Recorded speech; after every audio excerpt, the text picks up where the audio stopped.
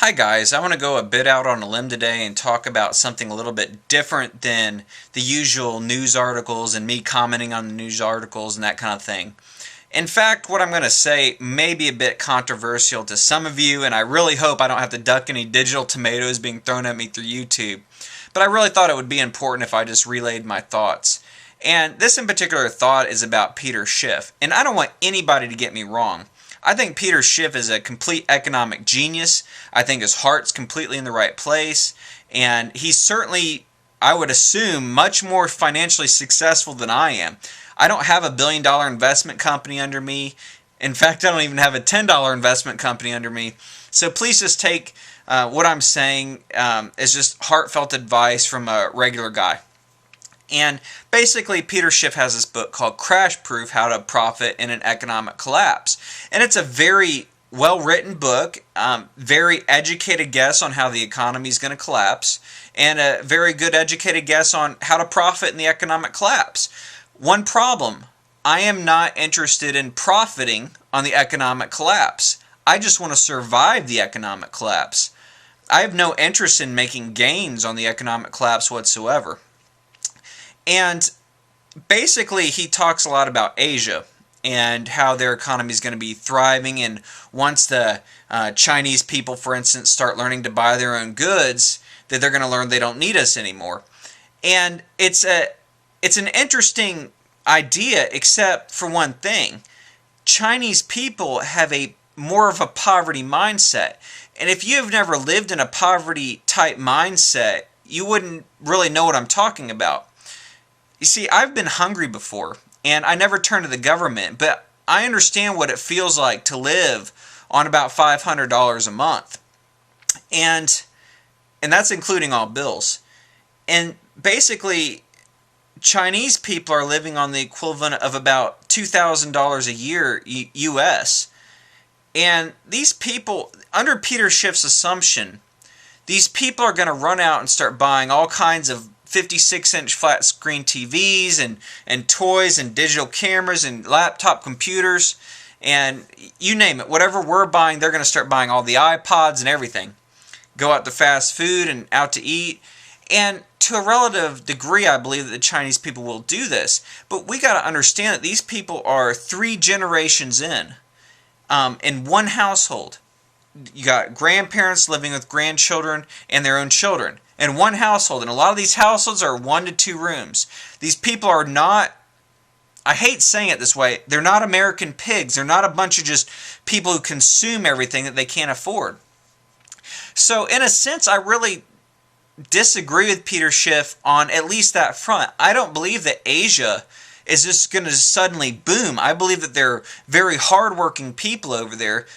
And we, in our own consumeristic mindset, feel that these Asians are going to all of a sudden start buying all this stuff. But we, as a people, almost as a whole, don't understand that these people may not be interested in consuming so much stuff. They've never had it before. They know how to pinch pennies. My wife and I, from what we've been through, it is now about 15 years later since that happened to us in the mid-90s. We ask each other to spend $5 or $10 on anything. We constantly consult each other and we think out every single thing that we buy now. So I don't believe that these people who have lived on the equivalent of $2,000 a year are suddenly going to turn around and just start consuming as all of us Americans do. In fact, what Ron Paul said in his last incredibly scary video called State of the Republic, I'll put it up here in my information box, is he was talking about when the dollar goes, it's going to drag every other fiat currency in the world, including the yen, with it, because it's the reserve currency. And Ron Paul, I see him as an economic genius as well.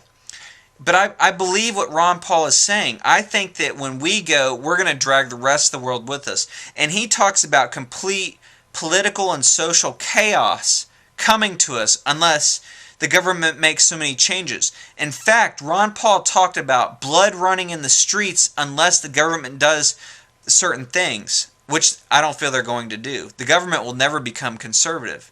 I believe what Ron Paul is saying is a warning. Because when these entitlements collapse, when the food stamps and the unemployment and the Social Security and Medicare and Medicaid benefits all collapse, I believe we're going to have riots of epic proportions in this country. And the creepy thing that Ron Paul is hinting at is complete martial law and the eradication of habeas corpus. And it's something that I feel all of us really need to prepare for. So when I see the word profit, I'm like, great, but I'm not really interested in being rich if it only unfolds the way Peter Schiff is seeing it.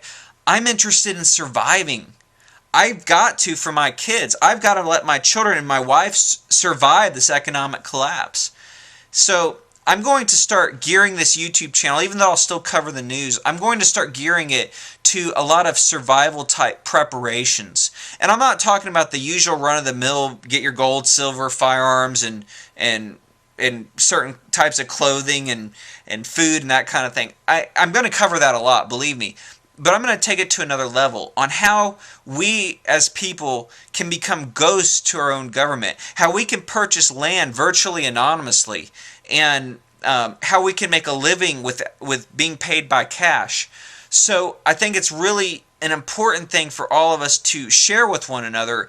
And even though the last thing I'd ever really desire is any type of YouTube fame, and it's not what I seek, believe me, I encourage you to share this with others who might be interested in surviving an economic collapse.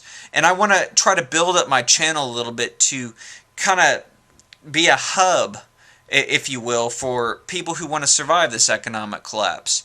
As a job, I am a network auditor, which means companies pay me to come around their networks and computers and start hacking them. And I deliver to them a detailed report of all of the vulnerabilities on their networks and computers.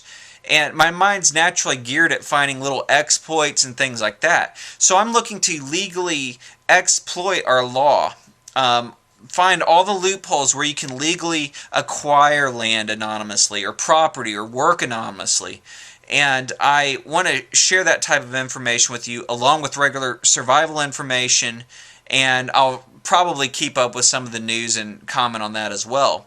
So I'm just asking everyone today, if you share this video, share it with people of like-minded mentality of the economy and economic collapse, and share it with people who may be interested in preparing for the economic collapse, because it's a very confusing scenario.